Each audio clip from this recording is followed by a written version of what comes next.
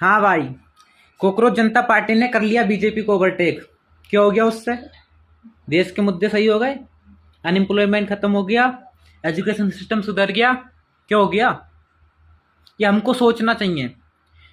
आज कॉकरोच जनता पार्टी ने बीजेपी को ओवरटेक किया है, लेकिन अब हमारा मुद्दा यह होना चाहिए कि बीजेपी के जो सिस्टम है, जो बीजेपी ने हमारे देश की हालत इतनी बुरी कर रखी है, उसको कैसे सही किया जाए।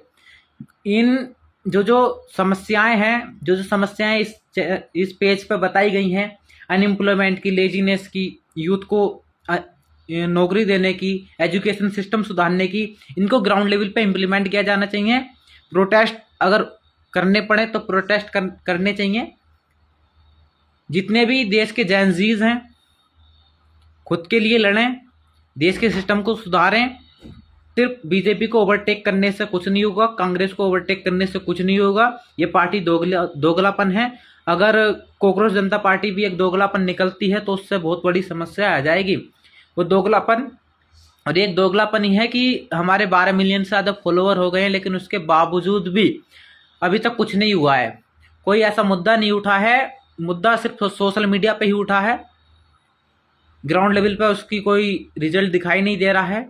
सिर्फ लाइक्स बढ़ रहे हैं, वीडियोस पे व्यूज़ बढ़ रहे हैं, उससे कुछ नहीं होगा।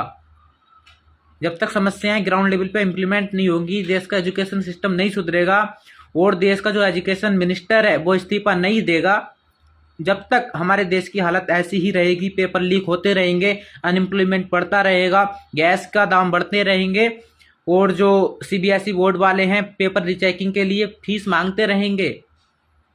क्यों? क्योंकि इस देश का यूथ ही खराब है, देश के लोग ही खराब हैं। ये पैसे मांगकर 10-10 हज़ार रुपये में वोट देते हैं।